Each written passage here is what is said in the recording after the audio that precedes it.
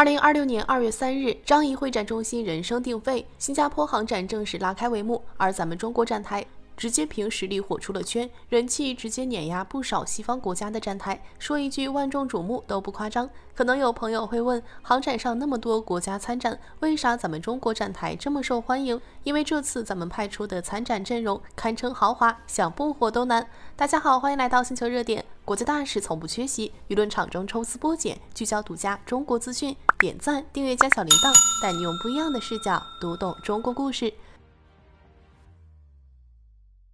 如果說八一飛行表演隊是空中王牌，那中航工業的參展裝備就是地面王牌。是的，歼35終於正式要對外出口了。這次中航工業展台的 C 位直接擺出了一架大比例殲35A 型戰鬥機模型。小編敢說，只要走進中航工業的展館，第一眼看到的肯定是這架殲35A 模型。它被穩穩擺在展館正中央，體型碩大，造型凌厲，哪怕只是模型，也自帶強大的氣場。來往的觀眾幾乎都會停下腳步拍照留念，駐足討論。還有不少國外軍方代表和航空從業者專門圍着模型仔細觀察，眼神裡滿是好奇和關注。可能有朋友會疑惑，一架模型而已，能有這麼大的吸引力？其實答案很簡單，這架殲35A 模型背後藏着太多的硬實力，它可不是普通的模型，而是中國航空工業的實力象徵，更是咱們要推向國際市場的王牌選手。一方面，殲35A 是中國空軍最新列裝的中型第5代戰鬥機，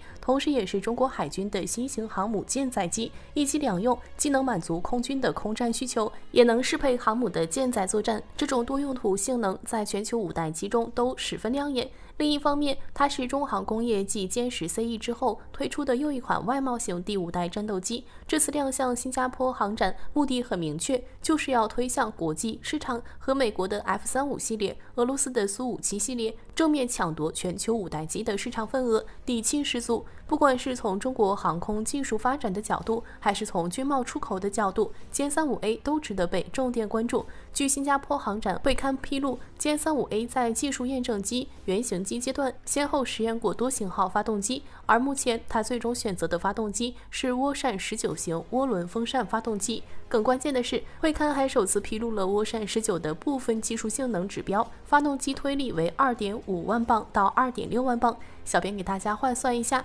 這個推力是台架實驗時的加力推力，大概在 11.3 噸到 11.8 噸左右。這個數據一出來，直接震驚了不少人。要知道，這個性能在全球先進中型推力發動機中已經處於頂尖水平了。給大家做個直觀的对比，目前全球主流的3款先進中推，法國斯耐克马 M882 在涡輪前溫度達到 1850K 的情況下，加力推力只有75千牛，約合 7.6 噸。美國通用電氣的 F414 渦輪前溫度 1700K 時，加力推力為 2.2 萬磅，約合10噸。表現最好的歐洲 EJ200 在渦前溫度 1803K 的情況下，加力推力也只有90千牛，約合 9.2 噸。如果 EJ200 提高渦輪前溫度，達到 M882 的水平，推力也只能達到 2.3 萬磅，約合 10.4 噸。而咱們的涡扇19呢，台架加力推力最高可達 2.6 萬磅，這個性能已經接近 EJ200 的第2階段改進型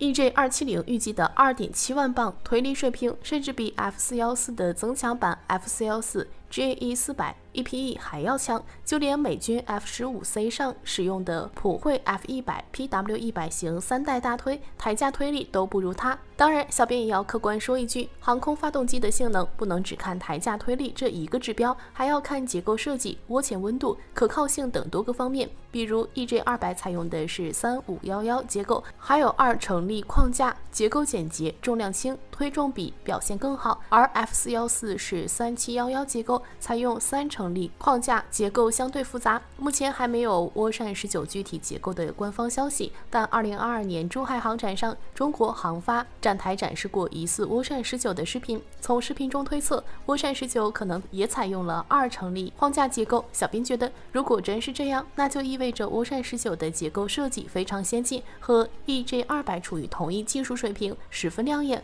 還有一個關鍵點，不同發動機的設計側重點不同，比如 F414和 M882都是靠擴大涵道比增加推力，這就導致使用這兩款發動機的戰機超音速性能較差。而殲35A 本身就側重超音速空戰，所以渦扇19大概率會兼顧推力和超音速性能。小編猜測，能在保證超音速性能的前提下達到這樣的推力水平，足以證明中國航發的設計功能已經達到了世界先進水平。可能有朋友會問，現在的殲35A 裝的是不是渦扇19？確實，小編也有一點懷疑。大家可以看看2021年和2022年珠海航展的視頻，裡面展示的疑似渦扇19外形和 EJ200有點像，但尾噴管更接近4代大推，和目前我們看到的搭載 2D93改進型發動機的殲35A 噴尾管差別很大。但無論如何，這次新加坡航展披露的信息起碼能證明兩件事：一是渦扇19這個型號確實存在，而且就是殲35A 的目標發動機；二是渦扇19的性能非常強大，代表了中國目前中型推力航空發動机的最高水平。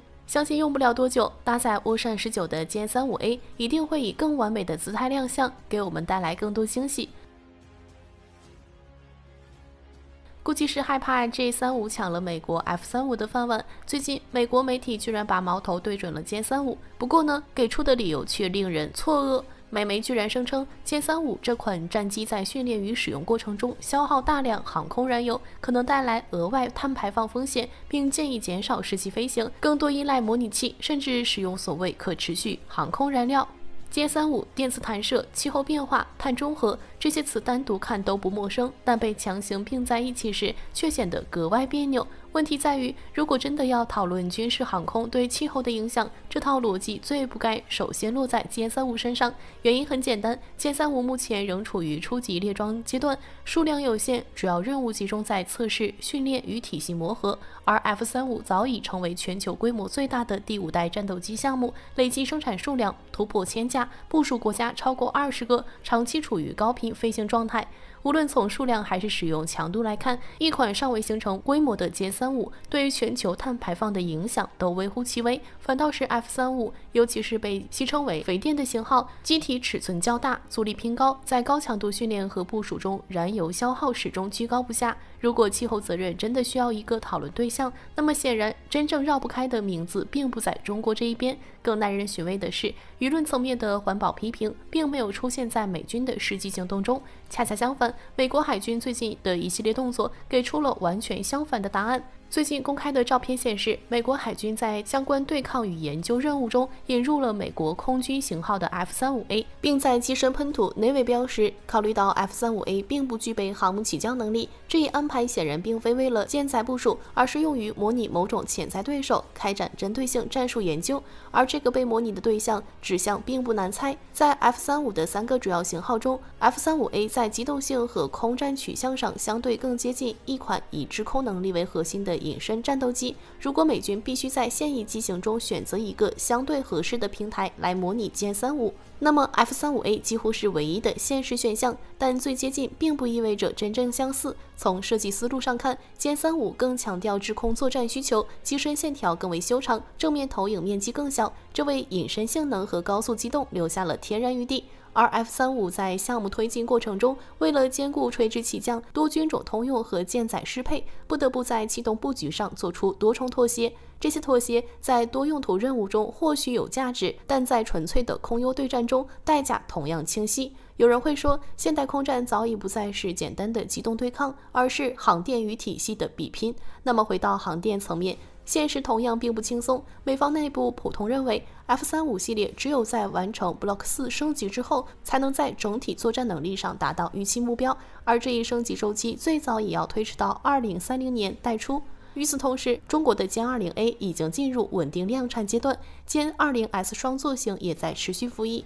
在這樣的背景下，作為同代新機的殲35，其航電水平即便與殲20存在差異，也不太可能在關鍵指標上明顯落後於現階段的 F35A。再疊加現實運用層面的限制，問題就更加直觀了。截至2025年 ，F35 機隊整體妥善率依舊徘徊在較低水平，維護複雜、供應鏈緊張、任務負擔過重，使其頻繁承擔本不屬於第5代戰機的低端任務。這種結構性壓力並不會因為輿論話術的變化而消失。隨着殲35與福建艦相繼進入服役週期，曾經由美國長期壟斷的超級航母加隱身艦載機組合已經不再是唯一選項。對習慣於掌控制海權與制空權的美軍來說，這種變化本身才是真正的壓力來源。當性能比較越來越難以佔據上風，話題被引向碳排放、氣候責任，其實並不意外。但環保話術無法改變力量結構，也無法延緩技術演進。更何況，在中國已經推進更高代次航空項目驗證的同時，美軍相關計劃仍充滿不確定性。